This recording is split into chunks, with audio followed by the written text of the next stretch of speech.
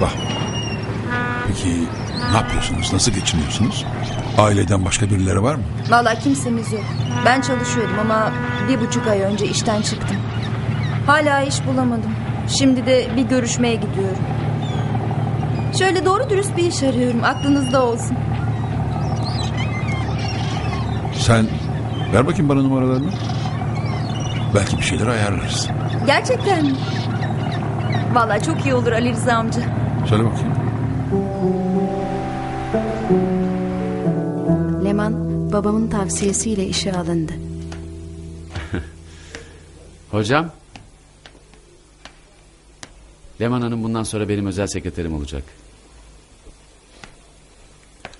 Hayırlı uğurlu olsun kızım. Tebrik ederim.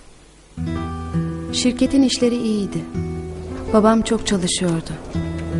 Şirkete çok faydalı olduğunu düşünüyordu. Hatta çok pürüzlü bir işi eski dostlarını arayarak çözdü. Bu işi yaparken Muzaffer'in oyununa geldiğini bilmiyordu. Çok teşekkür ederim hocam. Vallahi sayenizde bitirdik işi.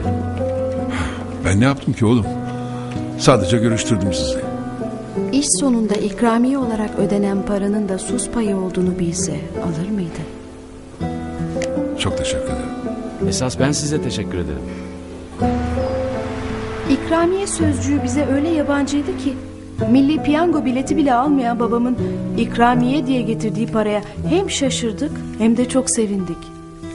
Gördün mü bak, kol sıkışmadan Hızır yetişmez derler. 550. Ay başına kadar ne yapacağız diyordum. Mecburen bankadaki paranın vadesini bozacaktık. Neyse lüzum kalmadı. Ben bununla önümüzdeki ayı bile çıkartırım. Maaşa da el sürmeden bankaya koyarız. Sen idareni bilirsin hanım.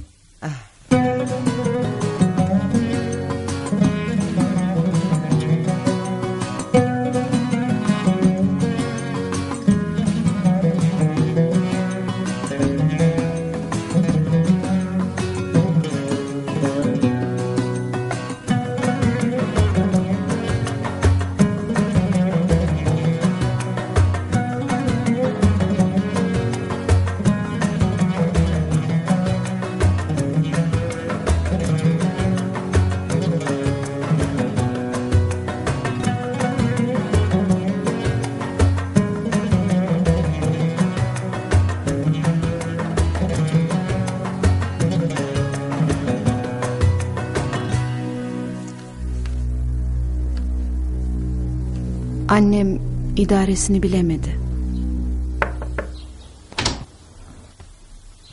Nasıl olmuş anne? Çok güzel. Bakayım, dön, dön. Güle güle giy oğlum. Şimdi sınava giderken bunu mu giyeyim, bunu mu? Mavi giy. Yok, beyaz daha güzel ama... Ay ne bileyim, ikisi de güzel. Peki, tamam. Hadi bakalım.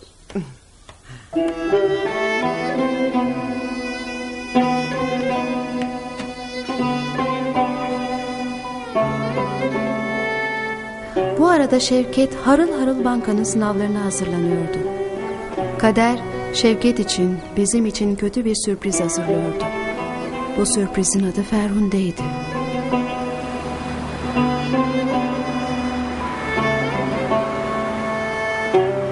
Sonunda Şevket'in sınav günü geldi çattı. Ferhunde ile ilk kez o gün karşılaştılar.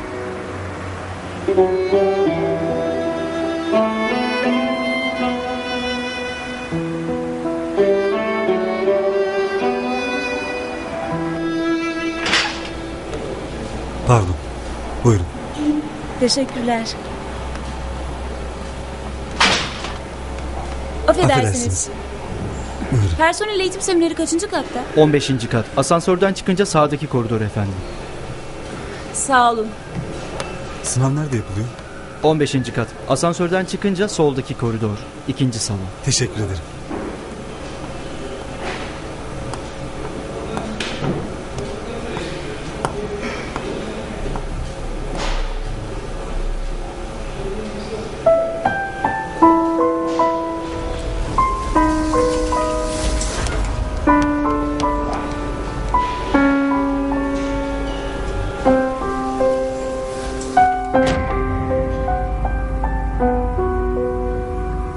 Bankacısınız.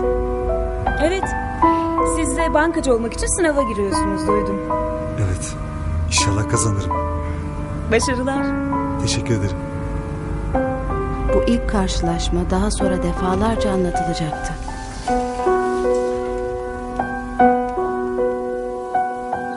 Sınav sonuçları posta ile bildirilecekmiş. Şevket günlerce postacının yolunu bekledi. Kapı mı çaldı? Ay, Hayır. Artık gayipten sesler duymaya başladın. ay takma bu kadar kafana oğlum. Bir hafta oldu anne. Hiç ses çıkmadı. Kazanamadım kesin. Hakkında hayırlısı. Dünyanın sonu değil ya çocuğum. Başka işe girersin.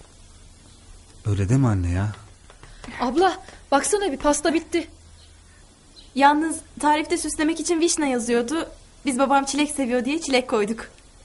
İyi yapmışsınız. Gel. Bugün evlilik yıl dönümünüz değil mi? Ben nasıl unuttum? Üzülme.